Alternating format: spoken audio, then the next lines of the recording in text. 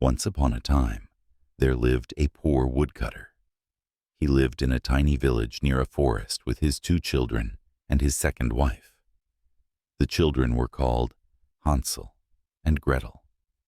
Hansel was Gretel's big brother. One day they had no more food. The woodcutter's wife said to him that they must send the children into the forest. She wanted them to be lost forever. Then she and the woodcutter would have more food to eat. Hansel heard his wicked stepmother talking. He went outside and filled his pockets with little white pebbles. The next day, the woodcutter and his wife took the children into the forest.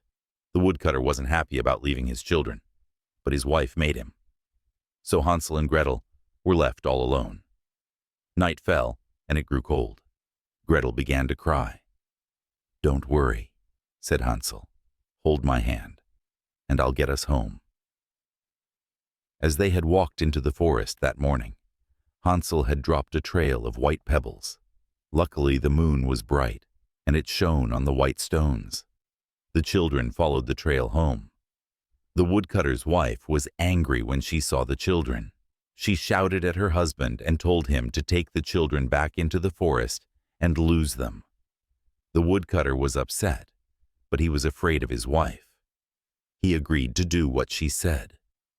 As they were pushed out of the door, Hansel grabbed a slice of bread. When they walked back into the forest, Hansel dropped crumbs of bread.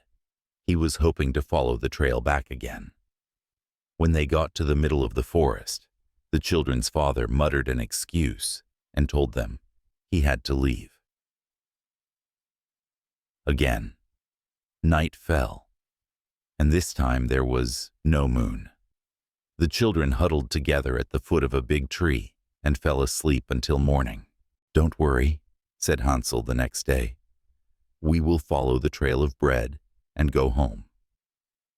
But the trail of bread wasn't there. Hansel hadn't thought about the birds that would eat the crumbs. This time, the children really were lost. The children wandered through the forest. After a long time, they found a funny little house in the middle of some trees. It looked as if it was made of gingerbread and finished with icing. Hansel broke a piece off the wall. He ate it. It was tasty. Then Gretel broke a piece off the windowsill. It tasted so good. They broke off more bits, biscuits, cookies, and sweets. Suddenly the door opened and an old lady came out. She wasn't a kind old lady. Oh no, she was a witch. "Have more to eat," said the witch. "Come in." Hansel and Gretel were happy to have more to eat. The witch gave Hansel and Gretel lots to eat. She gave them lots and lots to eat. She gave them far too much to eat. The evil witch planned to bake the 2 children in her oven and eat them. However, she thought they would taste better if they were not so thin. She wanted to feed them up and eat them when they were fatter.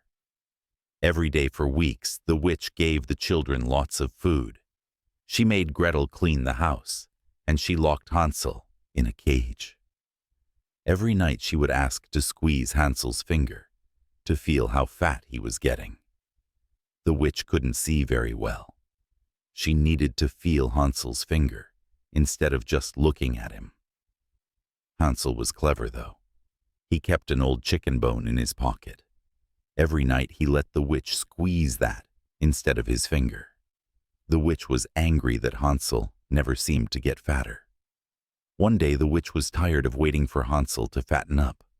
She lit her oven so that she could roast the boy and have a tasty meal. She opened the oven door and peered inside to check it was hot. As the witch bent down, Gretel ran across the room and pushed her inside the oven. The little girl slammed the oven door. Clang! The witch was trapped. Gretel searched the gingerbread house. It was filled with cakes and sweets. In one room she found chests filled with gold. Gretel found the key to Hansel's cage. She set her brother free. The children filled their pockets with as much gold as they could carry and set off. For 2 whole days, the children searched the forest. Finally, they found their home and saw their father. He was happy to see them and said that their stepmother had gone away. Hansel and Gretel had found their way home. They were never hungry or poor again.